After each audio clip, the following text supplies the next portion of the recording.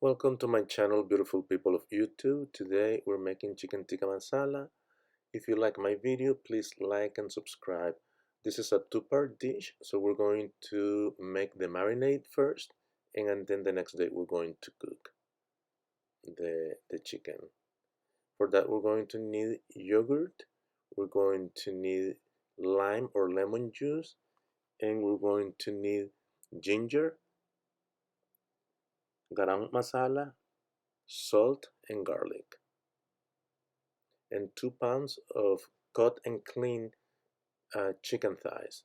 So we're going to mix 2 or 3 tablespoons of yogurt. We're going to add the spices and whisk them along with the ginger and the garlic and the lime or lemon juice. It's easier if you add the lemon juice there. I forgot and I did it at the end.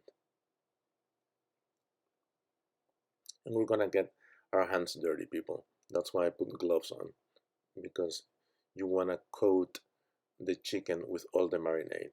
And we're using yogurt because yogurt has lactic acid, and the lactic acid in the yogurt tenderizes the chicken. Who knew, right?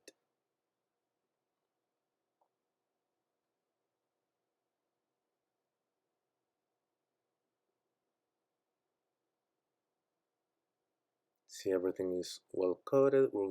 Now I'm adding the lime juice. I should probably have added at the beginning, but it really doesn't matter. You can still coat it really well, combine everything, and put the plastic wrap on and put it in the fridge until the next day, and take it out of the fridge about an hour before you start cooking, because you don't want to put a cold chicken on the pan. You know, you want the chicken to be almost at room temperature, if not at room temperature, when you start cooking.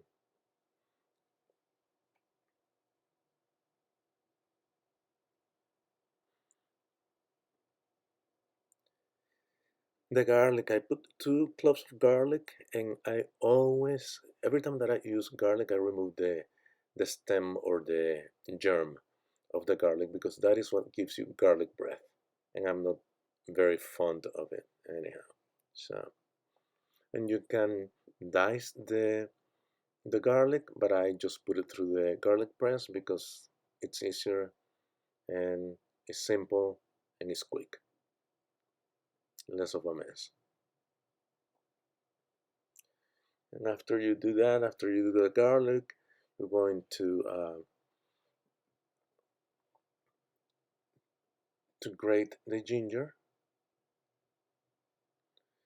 And for the ginger, I use for this 1 to 1.5 teaspoons of grated ginger. Make sure that you wash your ginger well, that is really well rinsed before you start grating it. And it tastes so much better with grated ginger, so don't use powdered ginger. I can tell you that much right now. And dice your onions.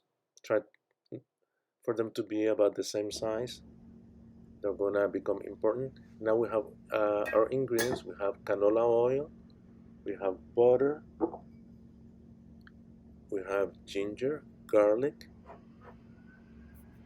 and and clockwise we have the garam masala, we have chili powder, salt, turmeric, coriander powder, cumin powder, plus the cream, heavy cream, and cilantro. The cilantro is for garnishing the dish. And tomato paste that you have to dissolve with about a quarter cup of water, and of course the chicken.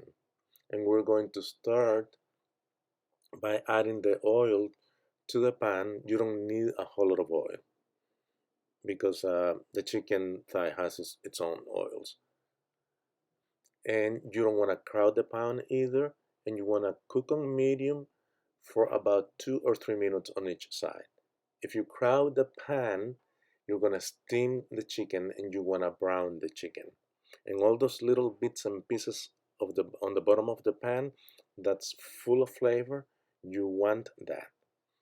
So then you put the chicken aside, you set the chicken aside, you add the butter, the other tablespoon of butter didn't want to come out. And once you add the onions, once they start sweating, the onions are going to pick up all the flavors that are in the bottom of the pan, and you're gonna have any residue there. You're gonna see it's going to be completely deglazed by the onions. And you cook the onions for about 10 minutes on between low and medium, and then you add the garlic and the ginger and cook for about 45 seconds. You don't wanna burn them. You're layering flavors here, as you can see. You mix all together and make room for the spices. You add all the spices at once and cook them for about 30 seconds. You're gonna smell. They're gonna toast, and once they hit the heat, you're gonna smell their aroma. Their scents are just going to come right at you, and it smells absolutely delicious. And you mix absolutely everything: the onions, the spices, the garlic, the ginger. Then you add the tomato sauce that I dissolved, the tomato paste that I dissolved with a little bit of water, about a quarter of a cup of water. And you can use yeah, regular tomato paste. And you want to cook that for about 10 minutes until all the water is dissolved. Again, we're layering flavors.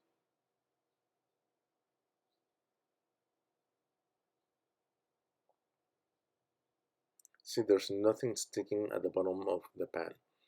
And that's one of the reasons I use a non-stick pan. And that's the result that you want to have once the all the water has dissolved or or evaporated, I want to say.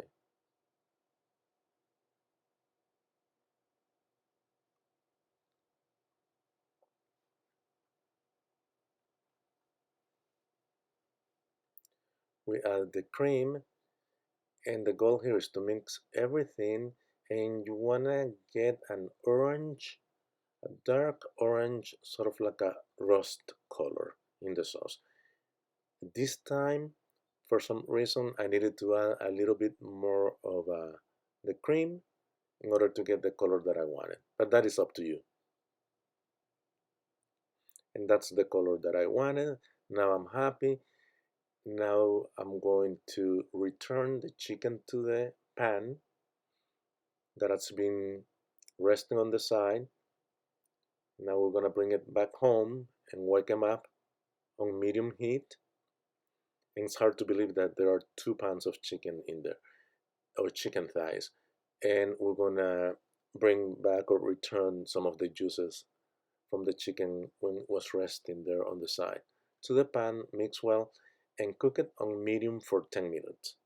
We want to finish cooking the chicken. Remember that the chicken wasn't fully cooked.